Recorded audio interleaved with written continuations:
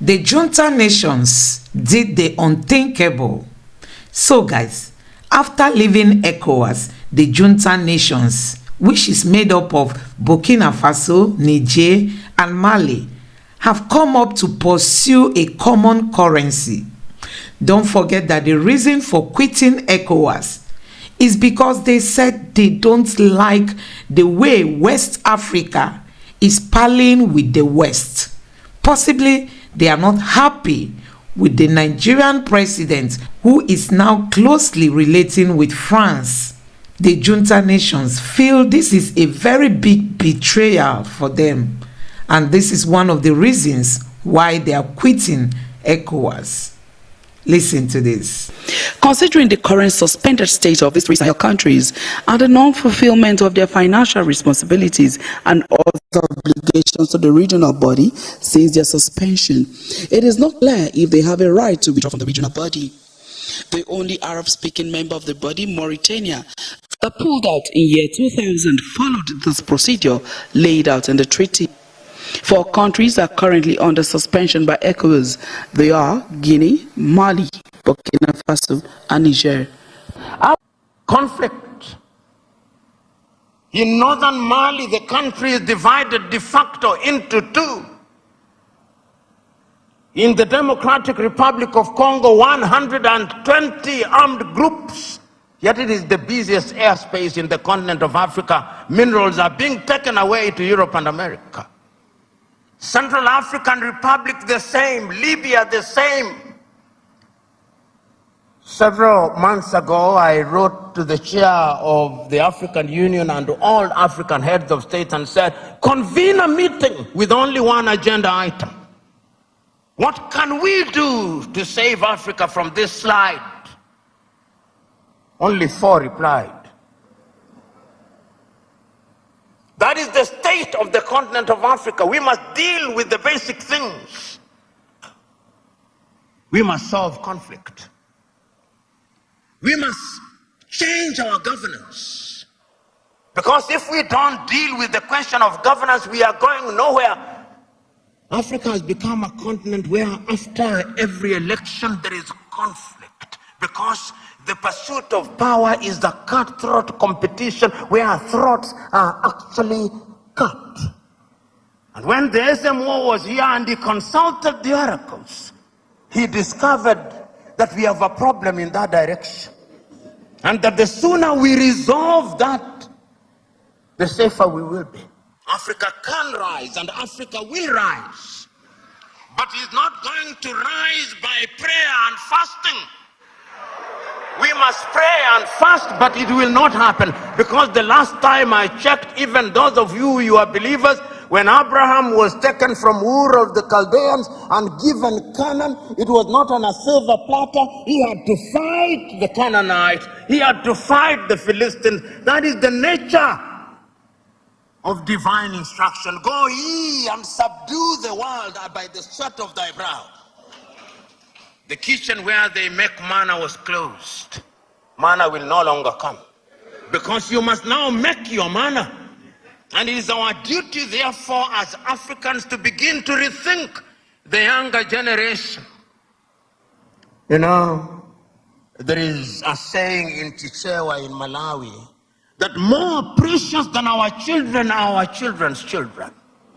So when we are doing these things, we must remind ourselves that we are doing for this generation and generations yet to be born. Oh, we are re-educated. We who are present here are part of the danger to Africa.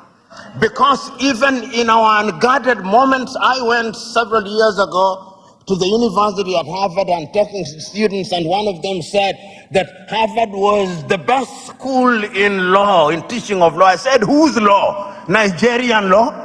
Ugandan law? Zimbabwean law? They can only be best in teaching their law, not ours. And I have seen we who are in this space of education, somebody spends 6 years at Unilag, and when they go to Harvard or Stanford for 3 weeks for a short course where they spend most of the time taking tea, he comes back and says, an alumni of Harvard.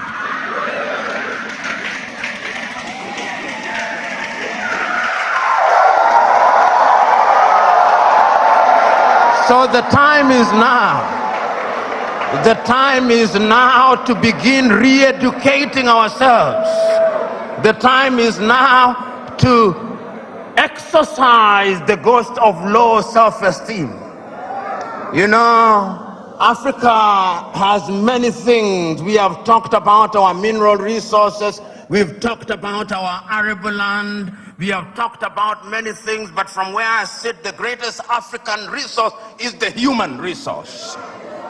You know, Africa has been so wronged by other civilizations.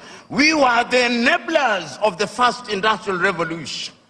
When our ancestors were taken to work in the farms in Europe, we enabled that revolution. Right now, we are enabling the fourth industrial revolution and the fifth industrial revolution. That is why they have talent visas, because they are taking our talent. If it is not nurses, it is our IT gurus. If it is not our IT gurus, it is our engineers. And we are gleefully letting them away. I see our heads of state saying, we have signed a contract to take our workers to Saudi Arabia, modern day slavery.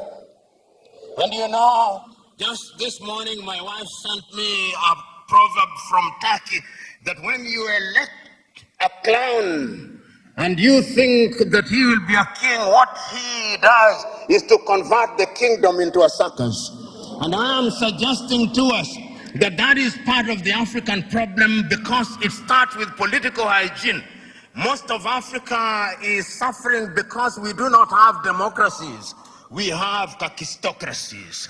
And kakistocracies are governments by our very worst.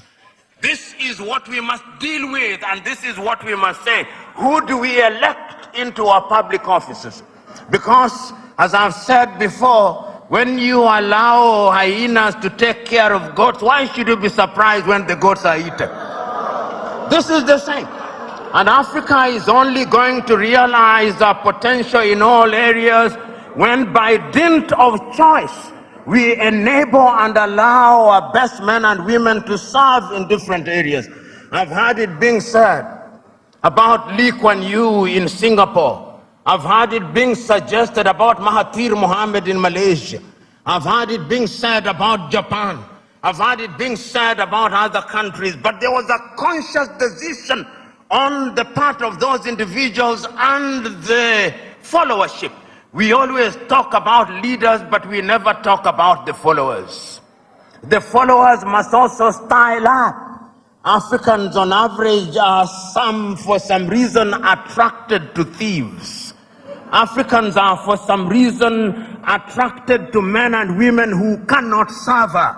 And when they are not served, then they complain. When Africans are told, choose you now whom we shall release, Jesus of Nazareth or Barabbas, they say, release Barabbas.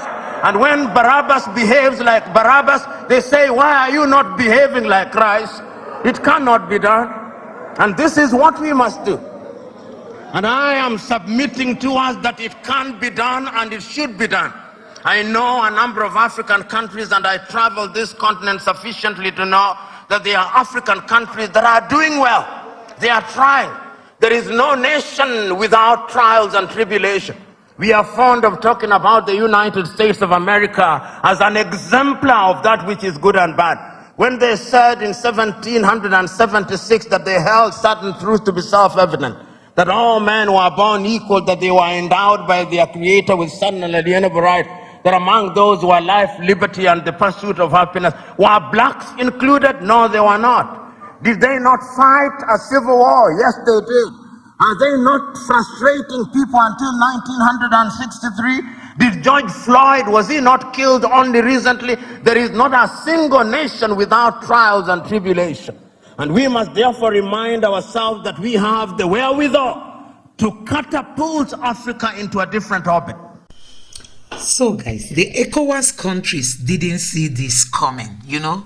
They didn't know that these junta nations will be very, very bold in taking these steps they've taken. So they are not backing back, you know. They are tired of the West They want to regain their freedom. They want to be in charge of, their mineral resources. They want to be in charge of their countries, and they are not happy with the way the West Africa is embracing the West.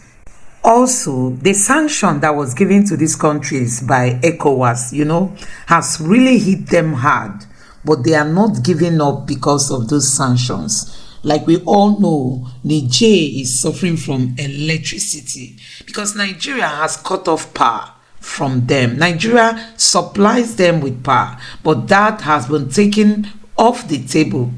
Also, they have their children who do not go to school, possibly because they do not have the funds or the assistance from the West. But those things are not making them to give up.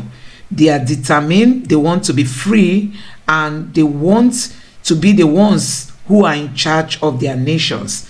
Although they've extended hands of friendship to Russia and also to China, and they are saying no to the United States of America and no to France.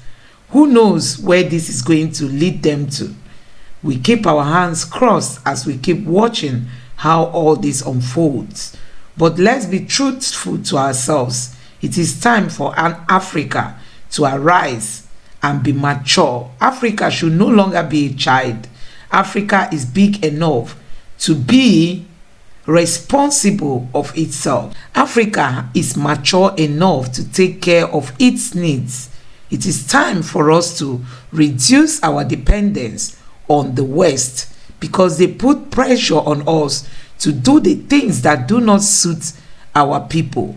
Let me know what you think about this in the comment section below. Please don't forget to subscribe to the channel, turn on the notification bell.